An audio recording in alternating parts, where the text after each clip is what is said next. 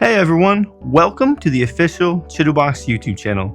If this is your first time here, welcome. You heard that right. Chitubox now has its own channel. On this channel, we'll be consistently sharing with you Chitubox tips and tricks, how different parameters affect print quality, real problems you might encounter during printing. If you have any topics you'd like us to cover, like a specific parameter or software feature, feel free to let us know in the comments. Your idea might just be our next video.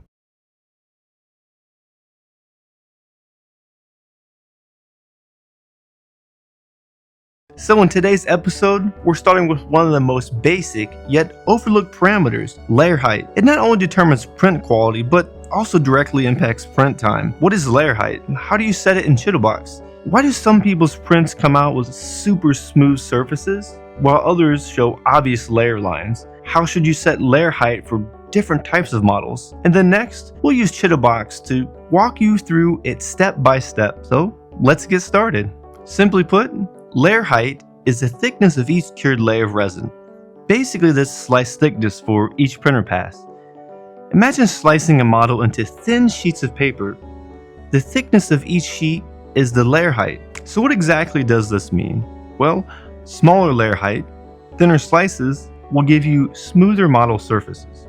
And larger layer height, thicker slices will give you faster print speeds. So you realize that layer height isn't a right or wrong value, but rather a parameter you need to adjust based on the results that you want. So the question is, how do you find and set layer height in Chitubox? Next, simply open Chitubox, import your model for slicing, and after automatically adding supports, proceed to the layer height parameter interface. Here, you can enter desired value, for example, 0.05 millimeters, 0.025 millimeters, 0.1 millimeters. After you modify the layer height, Chitubox will recalculate the slicing time. And you'll also notice the estimated print time at the bottom will update accordingly.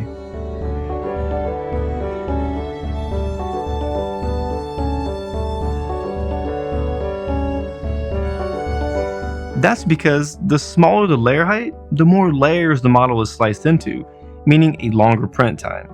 Using the same model as an example, such as 0.1 millimeter layer height will give you a print time of about 1 hour, 4 minutes, and a 0.05 millimeter layer height will give you a print time of about 1 hour and 56 minutes, and a 0.025 millimeter layer height will give you a print time of about 3 hours and 39 minutes.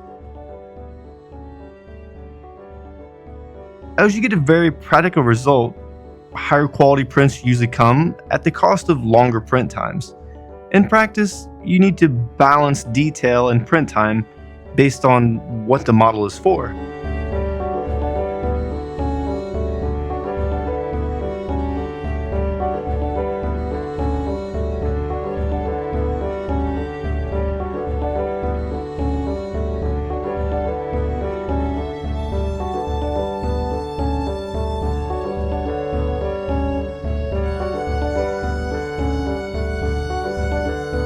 At this point, you might still wonder, do these differences in layer height actually show up in real prints?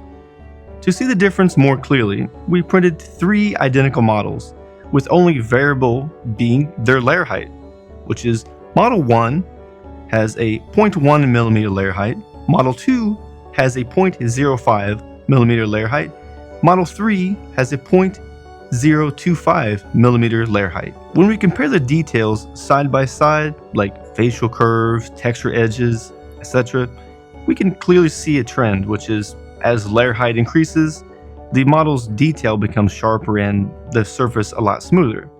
But here's a quick tip. 0.025 millimeter layer height is better suited for models requiring very high detail, like figurines. For everyday printing, a 0.05 millimeter layer height is actually a great balance between quality and efficiency. Looking at this comparison, the reason becomes very clear. When using a larger layer height, like 0.1 millimeter, each layer is thicker, making it easier for noticeable stair-step patterns to form or curved. Or when the layer height is reduced to 0 to 5 millimeter, each layer becomes thinner, creating a more natural transition on the model surfaces, resulting in a smoother, more refined look. So you see, there's no good or bad layer height. What really matters is choosing the right setting based on your model's purpose. Another point, many people think if the surface isn't smooth enough, just keep lowering the layer height. But actually, layer height changes the resolution of the x-axis, not the xy axis. In other words, layer height mainly affects the smoothness of layer lines in the vertical Z direction. The clarity of the model's front and side depends more on the printer's own XY resolution. If you've already lowered your layer height to 0.025 millimeters, but the surface still isn't ideal, the problem likely isn't the layer height setting anymore. At that point, instead of lowering the layer height further and increasing print time, consider using a printer with higher resolution. The improvement will be more noticeable and more consistent. So remember, layer height isn't a magic fix. Beyond a certain point, the hardware itself is key. Before we wrap up, let's summarize a few practical tips about layer height. First, smaller layer height isn't always better. While it gives better detail, it significantly increases print time. And if other parameters aren't set right, it might actually increase the risk of failure. Second, the optimal layer height varies depending on resin and different printers. Don't blindly copy someone else's settings, adjust based on the equipment and material you're actually using. Third, when adjusting layer height, also consider exposure time and bottom layer settings. These parameters are interconnected. Changing only layer height often doesn't give ideal results.